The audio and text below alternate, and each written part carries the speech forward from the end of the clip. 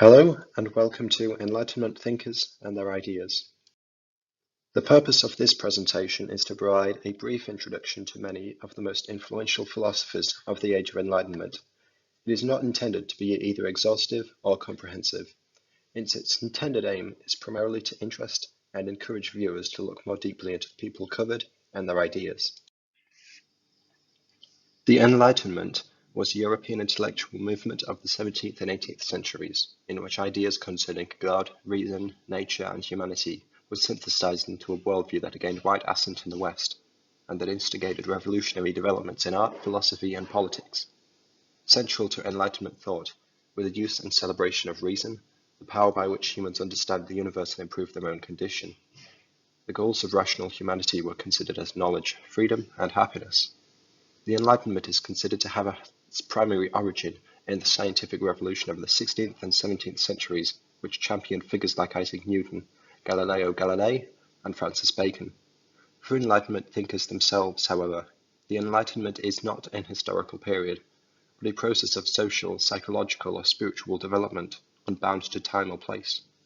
Immanuel Kant defines enlightenment in his famous contribution to debate on the question in an essay entitled An Answer to the Question, What is Enlightenment? 1784, as humankind's relief for its self-incurred immaturity. Immaturity is the inability to use one's own understanding without the guidance of another. Expressing convictions shared among Enlightenment thinkers of widely divergent doctrines, Kant identifies enlightenment with the process of undertaking to think for oneself, to employ and rely on one's own intellectual capacities in determining what to believe and how to act. The Enlightenment included a range of ideas centered on the pursuit of happiness, sovereignty of reason, and the evidence of the senses, that is, empiricism, as the primary sources of knowledge, and advanced ideals such as liberty, progress, toleration, fraternity, constitutional government, and separation of church and state. This presentation will be covering major Enlightenment thinkers as Francis Bacon, Thomas Hobbes, Baruch Spinoza, John Locke, Isaac Newton, Gottfried Leibniz, George Berkeley, Emanuel Swedenborg, Claude Montesquieu, Arouet, better known as Voltaire, Benjamin Franklin, David Hume, Jean-Jacques Rousseau, Denis Diderot, Adam Smith, Immanuel Kant, Edmund Burke, Thomas Paine, Cesar Beccaria, Thomas Jefferson, Johann Wolfgang von Goethe, and Mary Wollstonecraft. Francis Bacon, who lived from 1561 to 1626, was an English philosopher, statesman, and scientist who served as Attorney General and as Lord Chancellor of England during the reign of James VI of Scotland and First of England. He is seen as hugely influential in developing the scientific method, which is a method of acquiring knowledge that involves observation, skepticism, and rigorous testing, analysis, and research. During the French Enlightenment of the 18th century, Bacon's non-metaphysical approach to science became more influential than the dualism of his French contemporary Descartes, and was associated with criticism of the Ancien regime. He wrote in areas of science, religion, philosophy, and law, and he authored works such as Novum Organum, Advancement of Learning, The New Atlantis, and his essays. Thomas Hobbes, who lived from 1588 to 1679, was an English philosopher who was most renowned for his political philosophy, but also contributed to other fields such as history, jurisprudence, geometry, physics, theology, ethics, and general philosophy. He is associated with ideas such as the social contract, as discussed in his magnum opus, Leviathan, and the state of nature. He is associated with philosophical schools such as determinism, materialism, egoism, empiricism, nominalism, natural law, and classical realism. Hobbes' most influential idea, that of the social contract, is a theory that posits that individuals have consented, either explicitly or tacitly, to surrender some of their freedoms and submit to a higher authority in exchange for protection of their remaining rights or maintenance of the social order. The theory often discusses the relation between natural and legal rights. Baruch Spinoza, who lived from 1632 to 1677, was a Dutch philosopher of Portuguese Sephardi origin. He was raised in the Portuguese Jewish community in Amsterdam, which later expelled him when he began to share his controversial ideas. He largely worked as an optical lens grinder and as a private scholar. Spinoza was involved in the Enlightenment discussions on religion and philosophy, including modern biblical criticism, rationalism, conceptualism, ethics, epistemology, and metaphysics. Spinoza's most influential work, Ethics, was published posthumously, and he therein discussed God, man, and opposed Descartes' mind-body dualism. Spinoza is often considered to be a pantheist, but is rather a monist, as he considered God to be a singular self-subsistent substance, with both matter and thought being attributes of such. He taught that God was a dynamic nature in action, growing and changing, rather than a passive and static thing.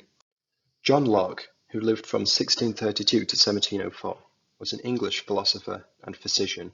He was one of the key Enlightenment thinkers, and he is heavily associated with classical liberalism, of which he is sometimes considered the father. Locke influenced Voltaire, Rousseau, Scottish thinkers, and American revolutionaries, in particular, the creation of the Declaration of Independence. Locke's political legal principles have been extremely influential in the theory and practice of limited representative government and the protection of basic rights and freedoms under the rule of law. Locke believed that at birth, man's mind is a blank slate, that is, tabula rasa, and that knowledge is determined by experience, derived from sense perception, and as such was an empiricist. Locke was a strong advocate for the doctrine of the verbal inspiration of the Christian scriptures, and though advocating religious tolerance, advised authorities not to tolerate atheism, believing it undermined the social order and led to chaos. Locke's most influential work is the two treatises of government, in which he delineates his ideas for a more civilized society based upon the principles of natural rights and contract theory. Isaac Newton, 1643 to 1727. Newton was an English mathematician, physicist, astronomer, alchemist, theologian, and author. He was one of the most influential scientists of not only the Enlightenment era, but of all time. Newton is known most for his pioneering discoveries in mechanics, especially his three laws of motion, calculus, optics, universal gravitation, or just called gravity, geometrical laws, etc. Newton's most important work is the Philosophiae Naturalis Principia Mathematica of 1687, the work expounding his laws of motion and of universal gravitation.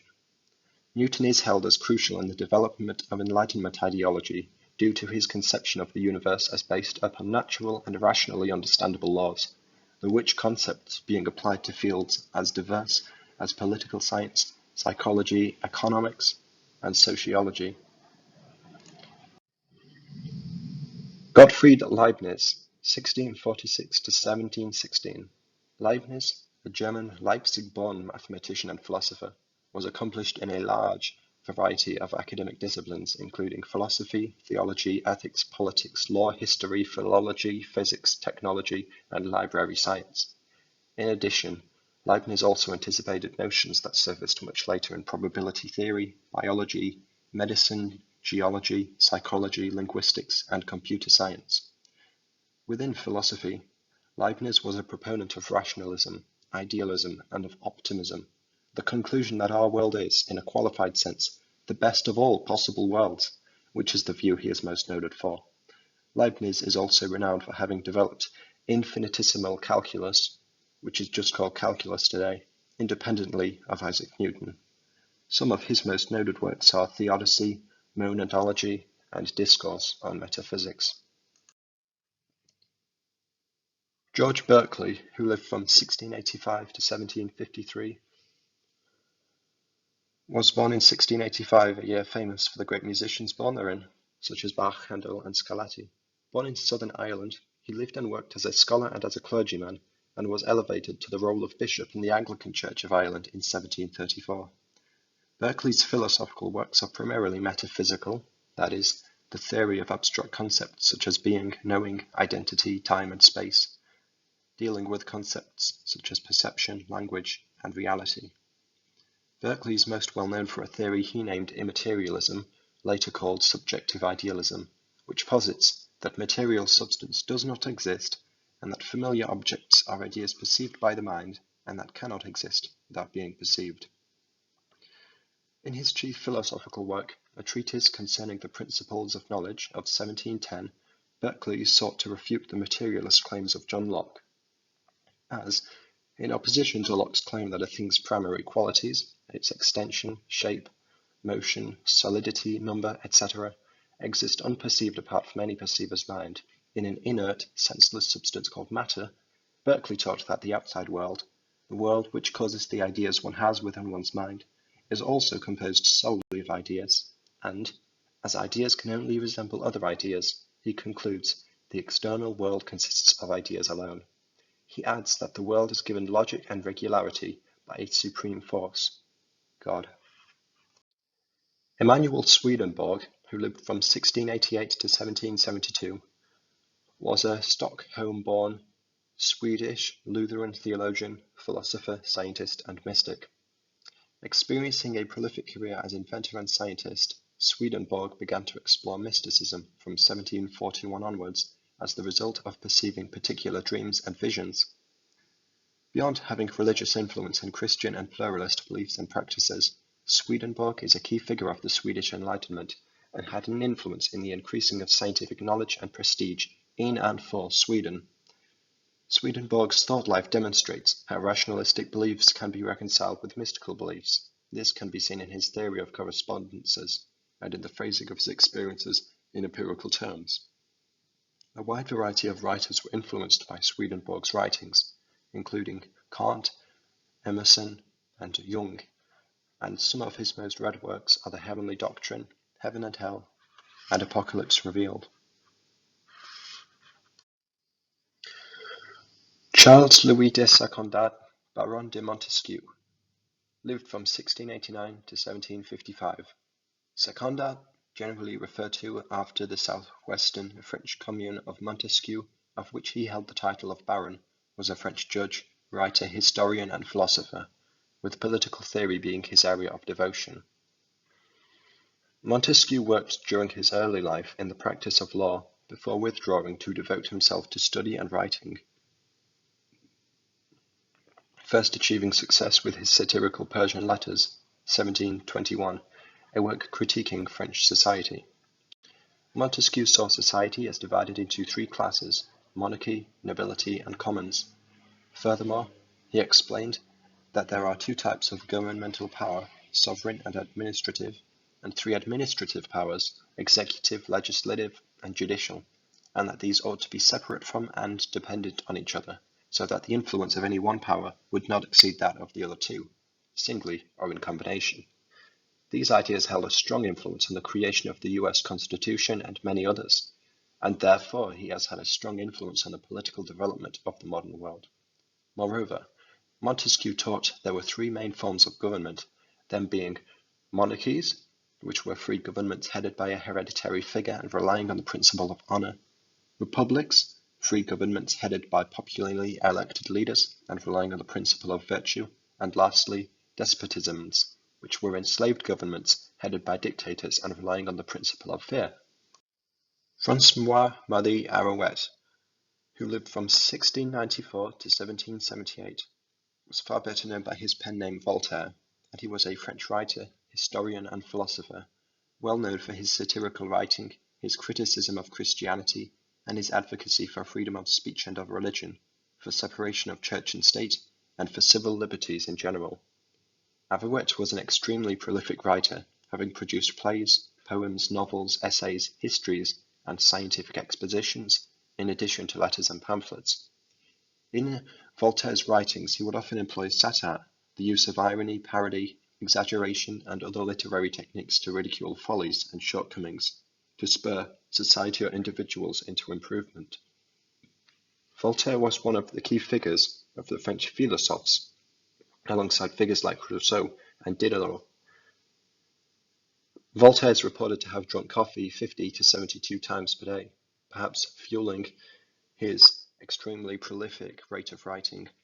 His most famed works include the satirical novel Candide, tragic play Zaire, and history The Age of Louis XIV.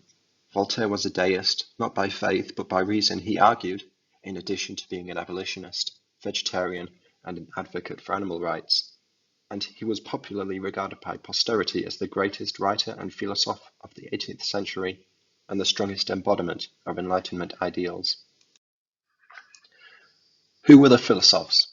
They were the public intellectuals of the Enlightenment who applied reason and Enlightenment principles to the study of many areas of learning, such as philosophy, history, science, politics, and economics, looked for improvement, moved in the directions of progress and tolerance, and sought separation from feudal institutions and organized religion. Most were deists. They promoted a republic of letters that crossed national boundaries and allowed and encouraged intellectuals to freely exchange books and ideas. They generally did not limit themselves to specific areas of study and formats, but wrote on all kinds of subjects and in many different styles. The philosophers faded away after the French Revolution entered the stage known as the Reign of Terror, or just the Terror, in 1793, and it is debated among scholars whether philosophe should be applied to all Enlightenment thinkers or only the French intellectuals. Benjamin Franklin, who lived from 1706 to 1790, is one of the most well-known polymaths the world has ever known. Born in Boston in the colony of Massachusetts Bay, Franklin worked as a writer, scientist, inventor, statesman, diplomat, printer, publisher, and political philosopher. Despite his well-known scientific, civil, and diplomatic achievements, the harnessing of electricity just to name one, Franklin's contributions to modern political philosophy are also notable.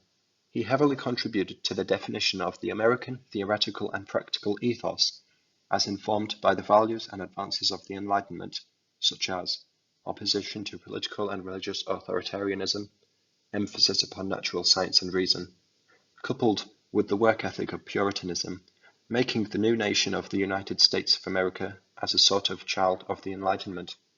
Franklin was a staunch proponent of the connection between republicanism and virtue, believing civic and personal virtue to be necessary for a successful and independent republic.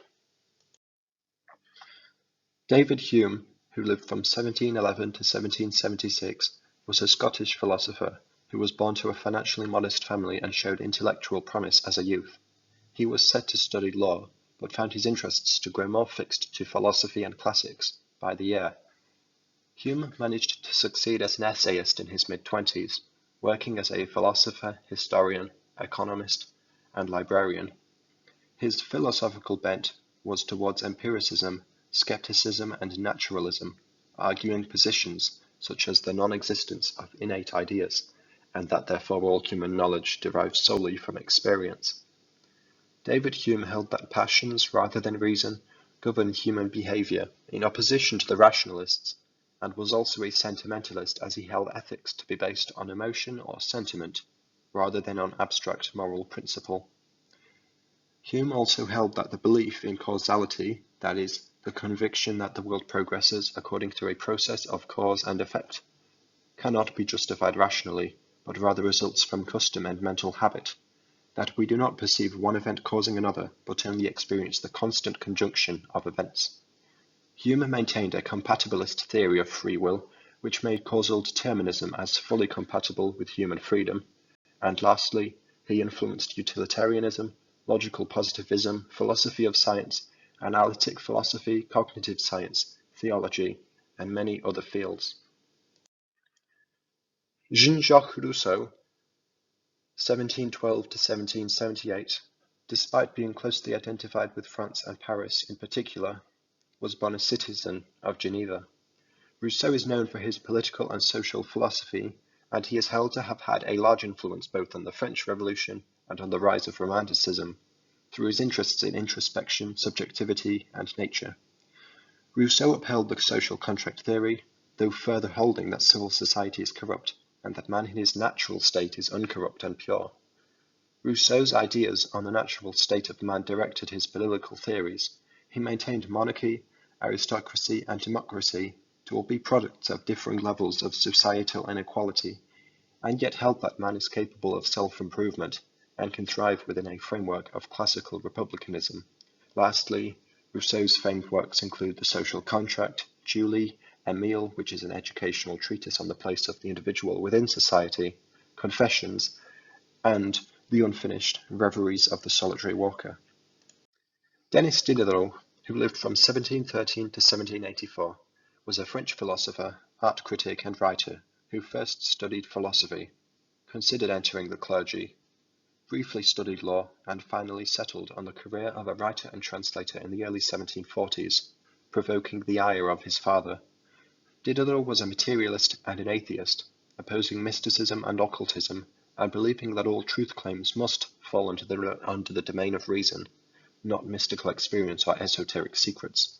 In addition, Diderot was a proponent of interaction with nature, evolution, mathematics, and experimental science. Posterity considered him a controversial figure, both praised by philosophic contemporaries like Rousseau and Molinet, as well as Goethe, Schiller, and later Schopenhauer and Comte, and yet vilified in the later French Revolution as a result of excessive persecution of the clergy, largely attributed to his atheistic ideas. Diderot's greatest achievement is the Encyclopédie, 1751, a revolutionary, skeptically toned encyclopedic work of which he was the co-founder, along with D'Alembert, chief editor and contributor.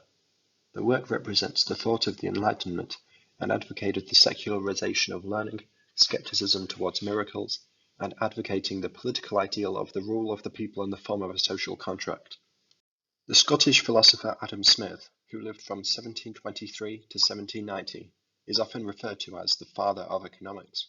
Developing ideas of classical free market economic theory, he wrote the first modern work of economics, The Wealth of Nations, 1776, touching on topics like productivity, the free market, the division of labour, and the revenue of the sovereign or commonwealth. Another of Adam Smith's key ideas is the invisible hand, introduced in the Theory of Moral Sentiments of 1759, which posits that individuals in societies act from the basis of self-interest, and that divine providence, that is, the hand of God, causes their self-interest to unintentionally bring about public good and social harmony. Smith's laissez-faire economical views would have a large impact upon the British Empire's economic model, as it promoted open markets and free trade. His works are highly influential in the development of economic theory, and thus have been foundational for the works of economics vastly ranging in political philosophy, from Marx to Schumpeter to Marshall. He also first described the principle of absolute advantage, which is the ability of a party, that is, the individual, firm, or country, to produce a good or service more efficiently than its competitors. Immanuel Kant, who lived from 1724 to 1804, was a German philosopher and occupies one of the most elevated positions in modern Western philosophy. Born to a German craftsman, Kant grew up in a Lutheran pietist upbringing that stressed religious devotion and biblical literalism. He also produced systematic works in epistemology, metaphysics, ethics, and aesthetics, and developed scores of notable ideas. In one of Kant's most noted works, Critique of Pure Reason from 1781, he argued against the skepticism of David Hume by positing that reason is limited in respect of all knowledge after which it may strive independently of all experience. And in his doctrine of transcendental idealism, he suggested that space and time are forms of intuition which structure all appearance, and that, while things in themselves exist and contribute to experience, they are nonetheless distinct from the objects of experience, and that as a result the objects of experience are only appearances, and that their true nature is unknowable to us. Kant also viewed morality as proceeding from reason, and viewed history as proceeding towards universal democracy and international cooperation.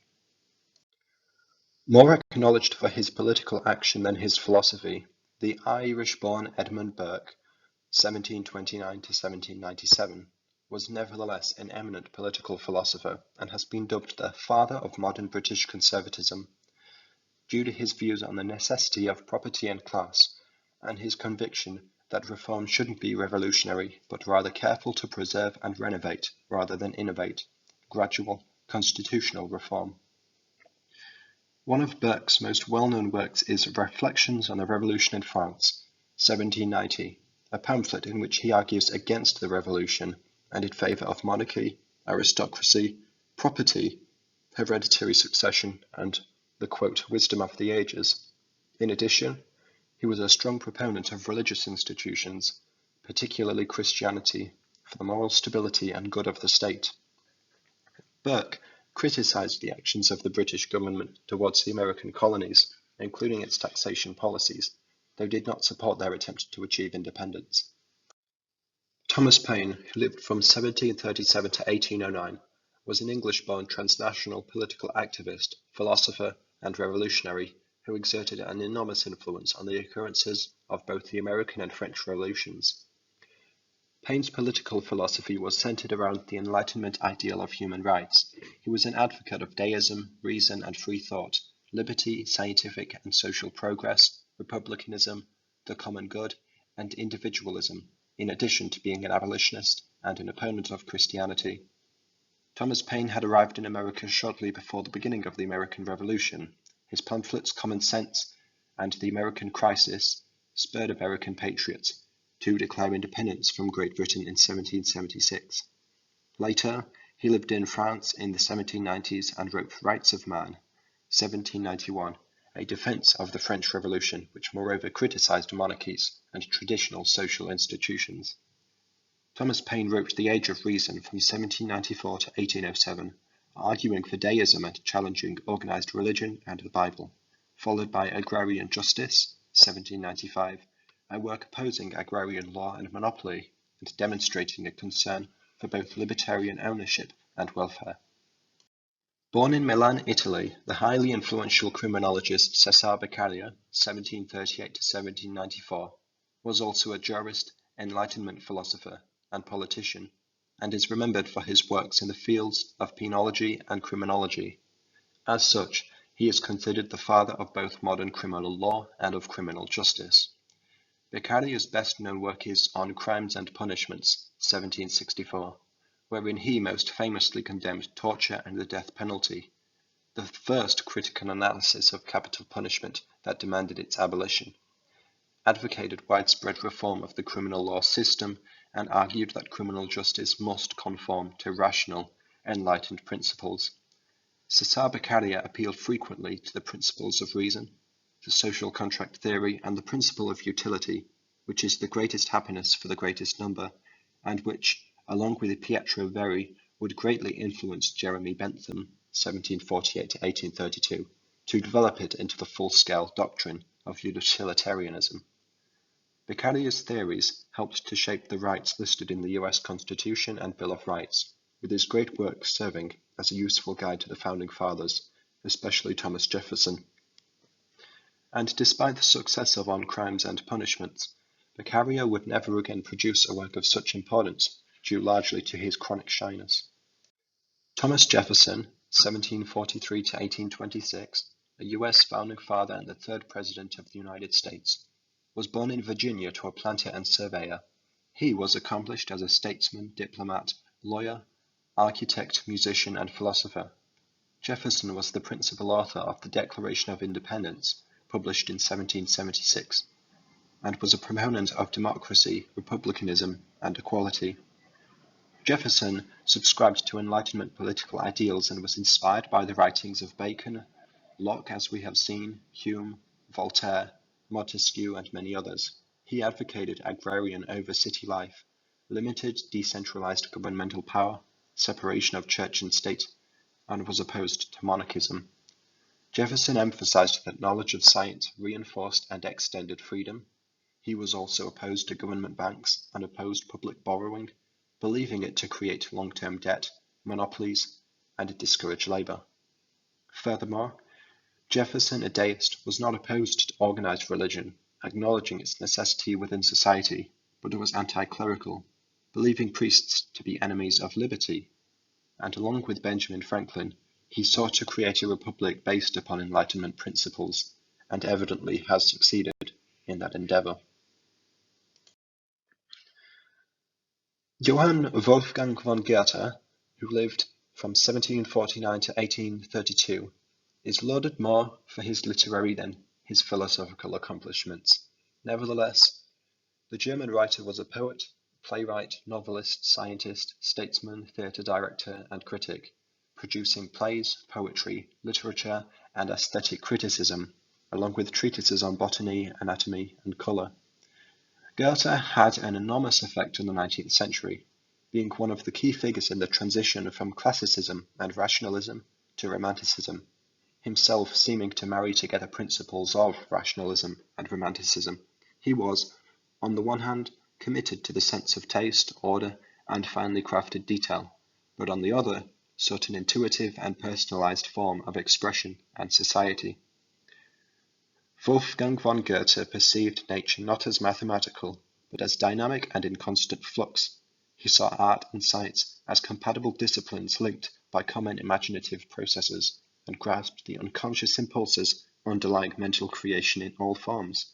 And, in all, Goethe built upon the works of the Enlightenment philosophers and contributed to the dawn of a new intellectual era. The last philosophy we will cover here is Mary Wollstonecraft. Wollstonecraft, who lived from 1759 to 1797, was an English writer, philosopher, and advocate of women's rights. Born in London, she exhibited an unconventional life that received more attention than her writings until the late 20th century. She wrote novels, treatises, a history, and various other works, focusing on topics like gender equality, women's rights, education, conventionality, sociology, and identity. Wollstonecraft's most enduring work is A Vindication of the Rights of Woman, 1792, a foundational work of feminist philosophy in which she holds that women are human beings, deserving of the same fundamental rights as men, rather than being the property of men, that women should receive rational education to be given the opportunity to contribute to society, and that women haven't achieved as much as men because they lack equal education. In addition, Wollstonecraft was an advocate for Enlightenment principles and was supportive of the French Revolution, being an opponent of aristocracy as an advocate for republicanism. In short, Wollstonecraft's major contribution to the Age of Enlightenment is that she applied Enlightenment principles to the topics of gender equality and education. This brings us to the end of this presentation. I thank you for listening and hope you're eager to learn more about these writers.